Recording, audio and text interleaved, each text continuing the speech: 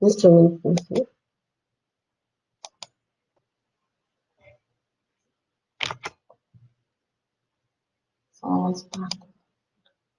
Саламатсыңарбы балдар?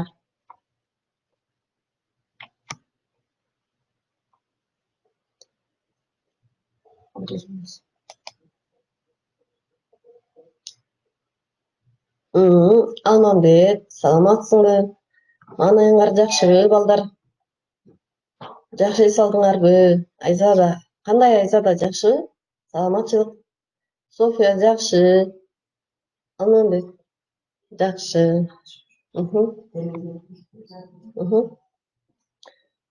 Айзада жакшы, саламатсың. Алиана. Айжан, саламатчылык. Балдар, сабагыбызды баштайлы. Балдар, маанайыңар жакшыбы? Жакшы эс алдыңарбы? Али, кандайсың? Балдар, силер сөзсүз түрдө онлайн сабактарга келгиле.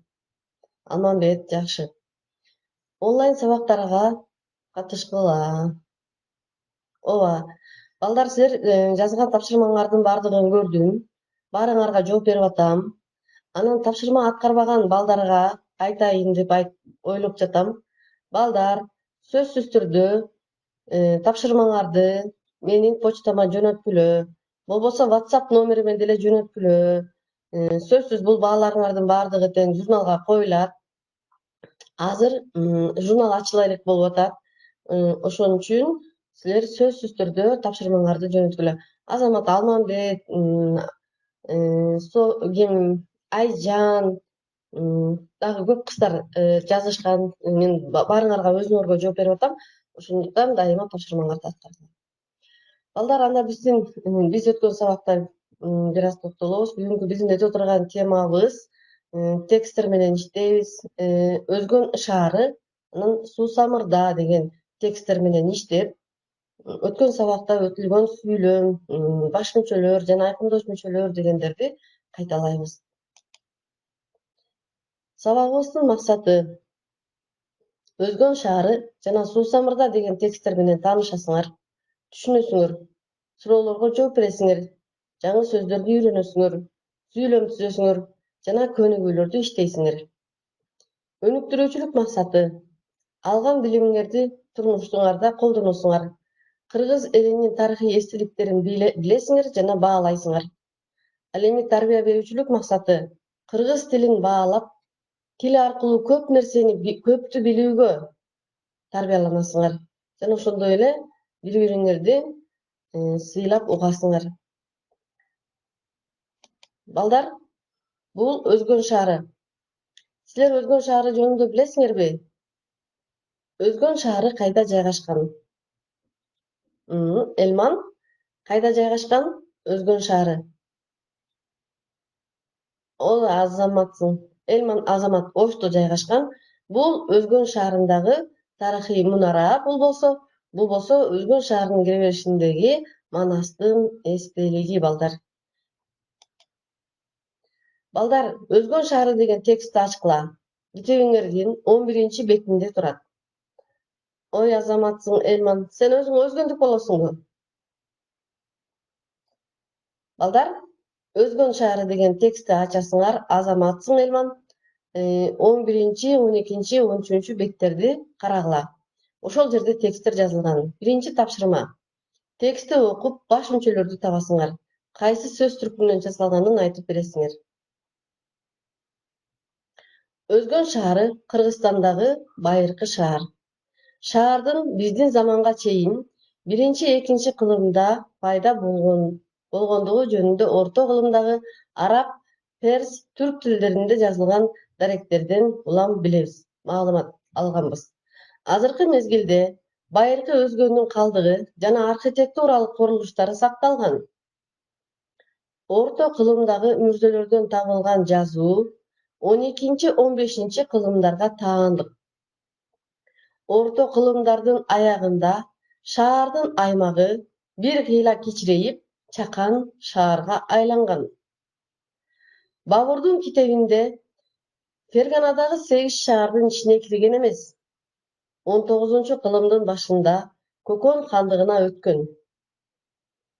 Кыргызстан Россиянын курамына кошулганда Анжиян уездинин курамына кирген. 1917-жылы октябрда өзгөн совет бийлиги орнотулган. Азыр ал Кыргызстандагы маанилүү жана табигый байлыктардын ээси болгон район. Балдар, бул өзгөн шаары боюнча силерге түзүлгөн текст. Биз биринчи сүйлөмдүн ээси эмне экен? Өзгөн шаары. Алымбек, азаматсың.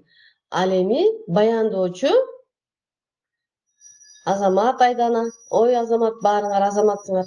Өзгөн шаары сүйлөмдүн ээси. Ал эми баяндоочу шаар. Азамат баяндоочу шаар. Бул баяндооч кайсы сөз түркүмүнөн? Айдана, Айзада азаматсың. Шаар деген кайсы сөз түркүмүнөн? Азамат Айдана зат атооч. Бул атоочтук баяндооч деп аталат. Себеби ортосунда эмне турат? Азамат Алмамбет зат атооч. Себеби бул жерде сызыкча болгондо менен баяндоочтун ортосуна сызыкча болгондо атоочтук баяндооч болот. Экинчи сүйлөмдүн ээсин табалы. Экинчи сүйлөмдүн ээси.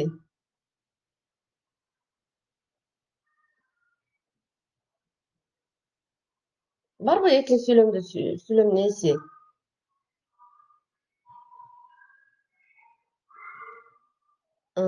Араб перс тилдеринде жазылган. Бул аныктооч балдар. Тилдеринде деген сөзгө кандай тилдер дегенде эле араб, перс, түрк тилдери деп айтылат. Эми бул жерде биздин заманга чейин биринчи, экинчи кылымда пайда болгондугу жөнүндө жазылган даректерден маалым. Бул жөн гана маалымат катары берилгендиктен бул жерде маалым деген ооба. Бул жерде сүйлөмдүн ээси маалым, бирок баяндоочу жок балдар. Анан үчүнчү сүйлөмдү карагыла.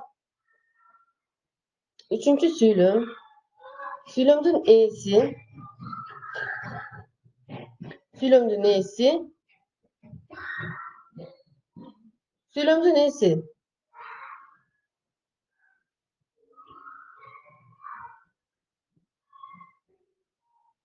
Курулуштары, туура. Курулуштары Алмамбет азаматсың. Сүйлөмдүн ээси курулуштары. Даниэль азаматсың. Баяндоочу Азиза азамат, Айзада азаматсың. Курулуштары туп-туура азаматсыңар. Балдар, курулуштары деген сүйлөмдүн ээси. Ал эми баяндоочу Азамат Айзада сакталган. Баарыңар билдиңер, сакталган. Үчүнчү сүйлөмдөгү орто кылымдагы мүрзөлөрдөн табылган жазуу 12-15 кылымдарга таандык. Сүйлөмдүн ээси азаматсың, жазуу. Айжан, эң сонун азаматсың. Жазуу деген сүйлөмдүн ээси. Жазуулар табылып атат. Түшүнүп атасыңарбы, Жазуу, азаматсың. Ал эми баяндоочу табылган, таандык. Жазуу. Жок, табылган эмес. Табылган деген кандай деген суроого жооп берет балдар. Биз аны бышыктоочто өткөндө, аныктоочто өткөндө айтабыз. Ал эми таандык деген баяндоочу. Азаматсыңар. Андан кийин орто кылымдын аягында шаардын аймагындагы бир кыйла кичирейип жаткан шаарга айланган. Сүйлөмдүн ээси 4-сүйлөмдө аймагы азаматсың Айдана. Баяндоочу Айзада азаматсың. Баяндоочу баяндоочуну табабыз. Анан ким табат? Элман азаматсың. Айжан азамат айланган. Азамат биринчи Айжан тапты. Эң биринчи айланган. Бабурдун китебинде Фергананын 8 шаарынын ичине кирген эмес. Сүйлөмдүн биринчи ээси жок, баяндоочу. Ээси жок экен бул сүйлөмдүн, Баяндоочу. Бабур деген өзү жалгыз турса болмок. Бул Бабурдун деген үчүн аныктооч. Кирген эмес. Азамат ким айтты кирген эмес деп? Эң биринчи айткан окуучуга Азамат туура тапкандыгы үчүн бак коюлат. Азамат Алымбек, азаматсың. Россиянын курамына кошулганда Анжиан уездинин курамына кирген. Сүйлөмдүн ээси. Кана ким табат баттан? Сүйлөмдүн ээси. Кыргызстан Россиянын курамына кошулганда Анжиан уездинин курамына кирген. Азамат Кыргызстан. Самат. Туура айтасың, Саматбек. Сүйлөмдүн баяндоочу азаматсыңар. Кыргызстан сүйлөмдүн ээси, баяндоочу орнотулган азамат деген сүйлөмдүн баяндоочу. Айжан, азаматсың. Азыр ал Кыргызстандагы маанилүү жана табигый байлыктардын ээси болгон район. Бул жерде сүйлөмдүн ээси кана ким табат? Сүйлөмдүн ээси ал азаматсың. Ал эми баяндоочу болгон район, болгон район деген баяндоочу. Азамат Канатбек. Анда балдар кийинкиге өтөлү. Бул жерде азаматсың. Бул жерде өзгөн жөнүндө бир аз видео бар экен, ошону көргүлө, балдар. Мынакей балдар, Өзгөн шаары.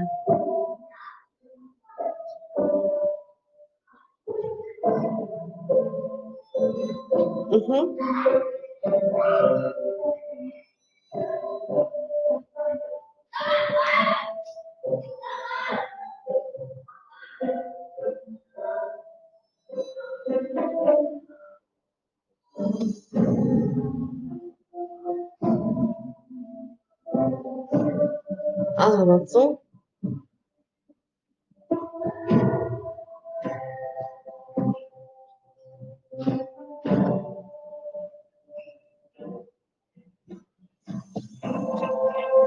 Булар Өзгөндөгү архитектуралык эстеликтер, балдар.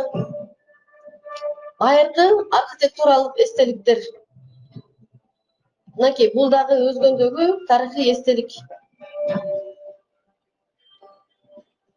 Ой, азаматсың.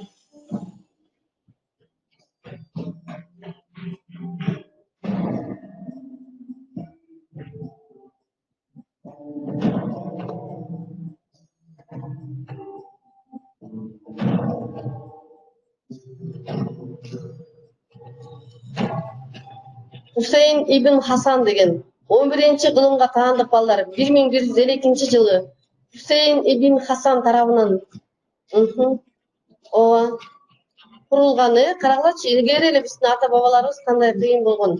Түштүк күмбөз 1187 жылы курулган. Мынакей, балдар. Көрдүңөрбү мына? Өзгөн шаары дегенде эле. Биз Өзгөн шаары дегенде эле, балдар, көрдүңөрбү, тарыхый эстеликтерди абдан кооз курулуштар. Азаматсың, Айжан. Мынакей, балдар, биз эми жаңы сөздөр менен таанышалы. Эгер силерге бул жаңы сөздөр тааныш эмес болсо, угуп алгыла. Түндүк күмбөзү туп-туура, азамат. Дарек, жаңы сөздөрдү окуп үйрөнөбүз, балдар. Эгер силер билбесеңер, буну сүрөткө тартып алып, анан жаттап үйрөнсөңөр болот. Дарек, сведение, известие. Таандык, принадлежит.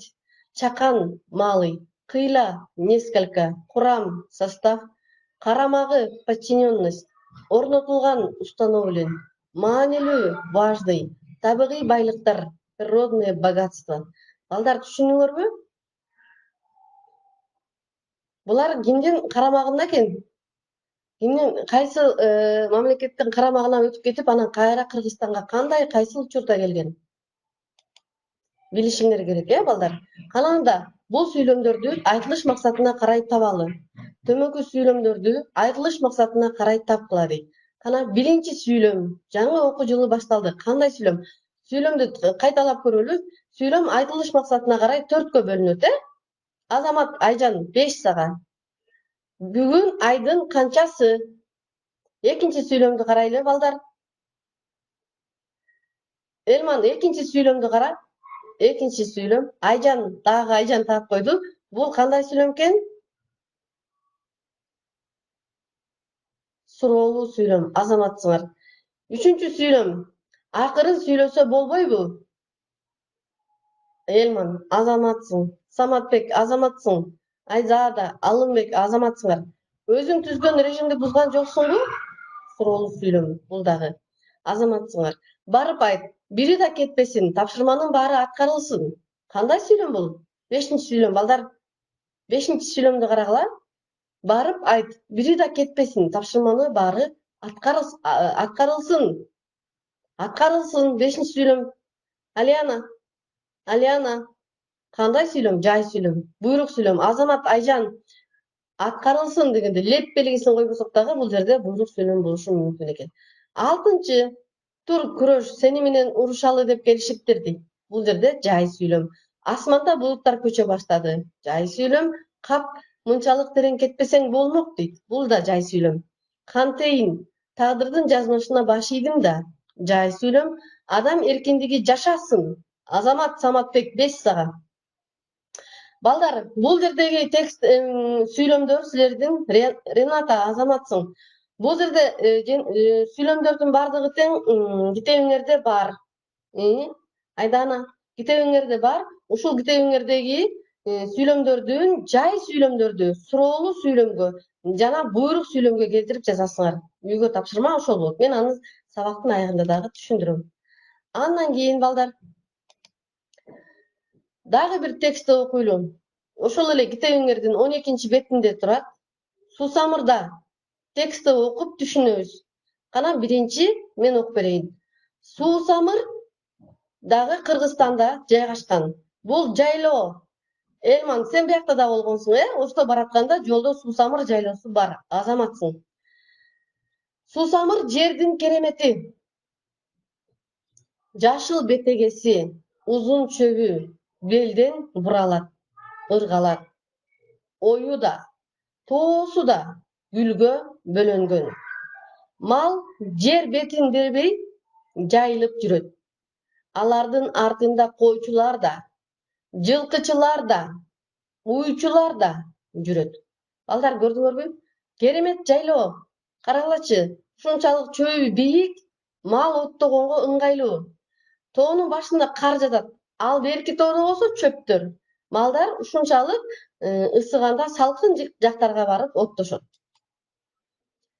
Чокудагы арчаларда чымчыктардын, уларлардын, кекиликтердин сайраган жагымдуу үндөрү угулат.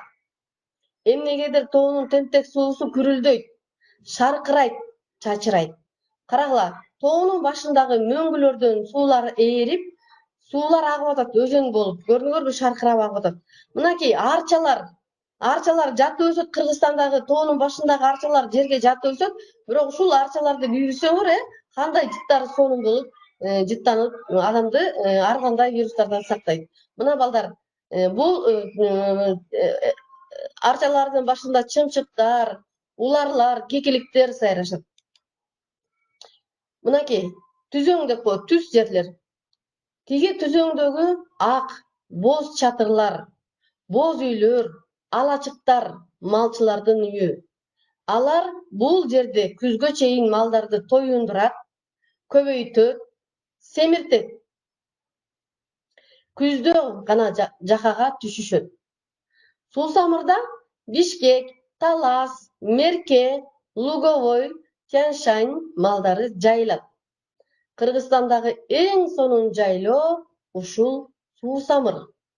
Салкын, тунук суулуу, бетегелүү жана чөптүү. Балдар, алачык дегенди билесиңерби силер? Алачык деген үйгө окшош чатыр. Ал эми бул бозоруп турган сүрөттөгү карасаңар, боз үйлөр. Адамдар ушул малдарды семиртиш үчүн жака деген балдар айылдын чекесиндеги сарайды айтышат, жакага түштү деп. Ал эми жайында болсо тоонун башында боз үйлөргө жашаган жерлер жайлоо деп аталат. Мынакей бул боз үйлөрдө жашашат. Кийистен жасалган үчүн муну боз үй деп аташат. Кийин дагы биз боз үй деген темада өтөбүз. Ал эми мынакей жайлоо, боз үй, кымыз, сүт, айран, уйларды багып, сары май, каймак жасашат, уйсап, бесап, кымыз жасашат, кой багып, эт жешет. Мынакей карагылачы кыргыздар кандай кереметтүү жерлерде жашашкан. Мынакей чөптүү. Ой, азаматсың Айжан, азаматсың. Балдар, мынакей Суусамыр өрөөнү мен силерге бир аз көрсөтөйүн, кыскача эле. Мынакей суусабыр.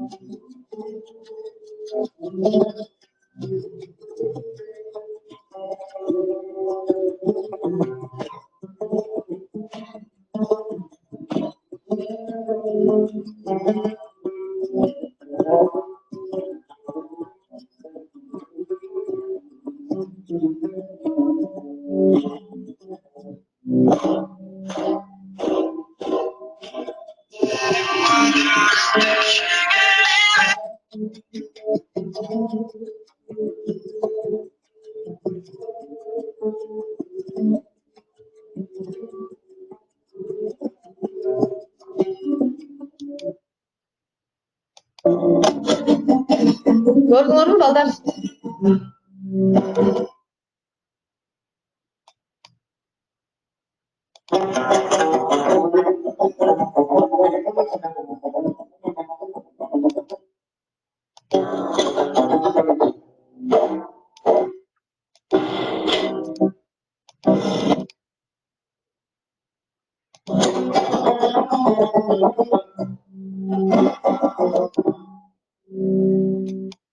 Самыр жайлап көргөр, балдар.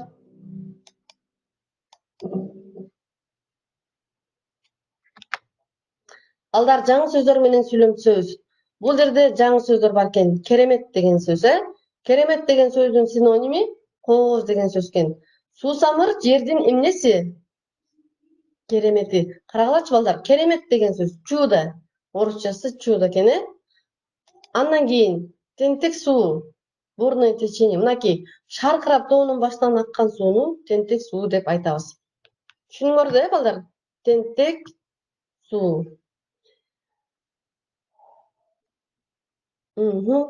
Тоонун тентек суусу шарылдап агат, билесиңер, Тоонун башынан ылдый көчөй агат. Эми балдар, бул көнүгүүнү иштейбиз. Кана, балдар, бул көнүгүүнү үйдөн жазып, мага өзүмө жөнөтөсүңөр. Бирок азыр бул жерде пайдалануучу сөздөр бар. Биринчи сүйлөмдү ким толуктайт? Кайсы сөздү коюп, тууралап жазабыз. Ким биринчи айтса, биринчи айткан окуучуга багынын. Кана? Ооба, Санжар, туура айттың, бирок толук эмес. Биринчисинде 2, Азамат Санжарга 5. Биринчи тапшырмага Санжар 2 суроого тең туура. Биринчи тапшырма үчүн Санжар 5 алды. Экинчи суроо. Мен окуп берейин эми. Ою да, тоосу да гүлгө оролгон. Азаматсың, Санжар туура айтты. Экинчи сүйлөмдү ким айтат? Экинчи сүйлөмдү ооба, Саматбек толук эмес. Толук айтышың керек, Азаматсың. Айзада, уйлар, койлор. Айзада, сеники дагы толук эмес. Бул жерде 3 сөздөн турган, Нурбол, сен да толук эмес, бирөөнү эле айтып койдуң. Кана, ким толук айтат? Азамат, Айдана, Канатбекова Айдана, сага 5. Суусамырда койлор, уйлар, жылкылар багылат. Айданага 5. Алымбек, аттар эмес, жылкылар болот, Алияна, Азаматсың. Андан кийин 3-чү сүйлөмдү карайбыз. Малчылар эмне кылышат? Жашашат дейт. Малчылар жашашат. Кандай сөздөрдү коебуз?